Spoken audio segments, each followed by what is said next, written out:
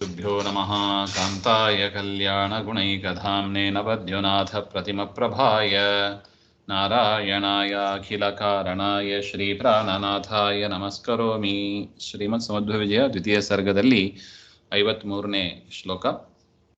ವಾಸುದೇವಮಿಹ ವಾಸುದೇವತಾ ಸತ್ಕಲಾಮಭಿನನಂದತಂ ಜನಃ ವಾಸುದೇವಮಿತಿ ವಾಸುದೇವಸನ್ನಾಮಕಂ ವಿವಿಧಲೀಲಮರ್ಭಕಂ. ವಾಸುದೇವಂ ಇಹ ವಾಸುದೇವತಾ ಸತ್ಕಲಾಂ ಅಭಿನನಂದ ತಂ ಜನಃ ವಾಸುದೇವಂ ಇತಿ ವಾಸುದೇವಸನ್ನಾಮಕಂ ವಿವಿಧಲೀಲಂ ಅರ್ಭಕಂ. ಜನಃ ಅಂದರೆ ಸಜ್ಜನರು, ಇಹ ಈ ಭೂಮಿಯಲ್ಲಿ ಇರತಕ್ಕ ಅಸೂಣಾಂ ಪ್ರಾಣಾನಾಂ ದೇವತಾ ದೇವಃ ಮುಖ್ಯಪ್ರಾಣಸ್ಯ ಮುಖ್ಯಪ್ರಾಣಃ ತಸ್ಯಾಹ ಸತಿ ನಿರ್ದುಷ್ಟ ಯಾಕಲಾ ಅಂಶ ತಾಂ.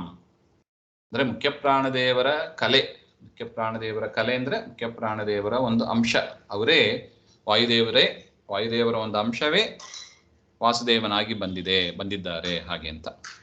ಮಹಾಭೂತೇಷು ಇಂದ್ರಿಯೇಷು ಜ್ಞಾನ ಅವಯವೋ ಅಪಿ ಇತಿ ವೈಜಯಂತಿ. ಕಲಾಶಬ್ದ ನಿತ್ಯ ಸ್ತ್ರೀಲಿಂಗ.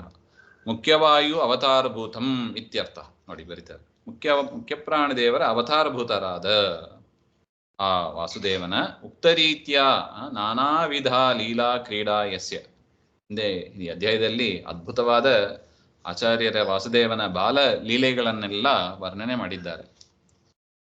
ಅದರಿಂದ ವಾಸುದೇವ ಇತಿ ಸನ್ ನಾಮ ಅನ್ವರ್ಥತಾಂ ಯಸ್ಯತಂ. ಅವರಿಗೆ ಆ ವಾಸುದೇವ ಎನ್ನುವ ಅರ್ಥ, ಆ ಹೆಸರು ಅದು ತುಂಬ ಔಚಿತ್ಯಪೂರ್ಣವಾಗಿದೆ, ಅಂದರೆ ಮೀನಿಂಗ್ಫುಲ್ ನೇಮ್ ಅಂತ ಹೇಳ್ತಾರೆ. ತಮ್ ಅರ್ಭಕಂ ಬಾಲಂ, ಆ ಹುಡುಗ, ಆ ಸಣ್ಣ ಬಾಲಕ, ಅವನು ವಸುದೇವಸ್ಯ ಅಪತ್ಯಂ ಪುಮಾನ್ ವಾಸುದೇವ. ವಾಸುದೇವ ಅಂದ್ರೆ ಏನರ್ಥ? ವಸುದೇವನ ಮಗ ವಾಸುದೇವ ಹಾಗೆ ಅಂತ. ಪರಮಾತ್ಮನ ಹೆಸರಲ್ವ ಅದು ವಾಸುದೇವ ಅಂತ. ಪರಮಾತ್ಮನಿಗೆ ಯಾಕೆ ವಾಸುದೇವ, ಕೃಷ್ಣನಿಗೆ ವಾಸುದೇವ ಅಂತ ಯಾಕೆ ಹೆಸರು? ಸಂಸ್ಕೃತದಲ್ಲಿ ತದಿತ ಪ್ರತ್ಯಯ ಅಂತ ಒಂದು ಬರುತ್ತದೆ.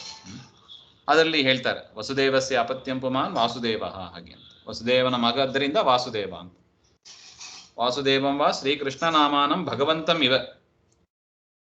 ಆ ಪರಮಾತ್ಮನ ಲೀಲೆಗಳಂತೆ ಅವರ ದಾಸರಾದ ಇವರ ಲೀಲೆಗಳು ಕೂಡ ಇದೆ ಹಾಗೆ ಅಂತ. ಅದನ್ನ ಅಭಿನನಂದ ಶ್ರುತ್ವಾ ದೃಷ್ಟ್ವಾ ಚ ಸಂತುತೋಷ. ಆ ಆಚಾರ್ಯರ ವಾಸುದೇವನ ಲೀಲೆಗಳನ್ನೆಲ್ಲ ಕೇಳಿ ನೋಡಿ ಸಜ್ಜನರು ಭೂಮಿಯಲ್ಲಿ ಯಾರಿದ್ರು ಅವರು ಸಂತೋಷಪಟ್ರು ಅಂತ ಒಟ್ಟು. ಅದರಿಂದ ಹೇಗೆ ಪರಮಾತ್ಮನ ಲೀಲೆಗಳನ್ನ ಕೇಳಿ ಜನರು ಸಂತೋಷ ಪಡ್ತಾರೆ, ಅದೇ ತರ ಆಚಾರ್ಯರ ಲೀಲೆಗಳನ್ನು ಕೂಡ ಕೇಳಿ ನೋಡಿ ಸಂತೋಷಪಟ್ರು ಅಂತ ಒಟ್ಟು. ಶ್ರೀಮಧ್ವಾಂತರ್ಗತ ಶ್ರೀಕೃಷ್ಣ ನಮಸ್ತೆ. ಶ್ರೀ ಹರೇ ನಮಃ.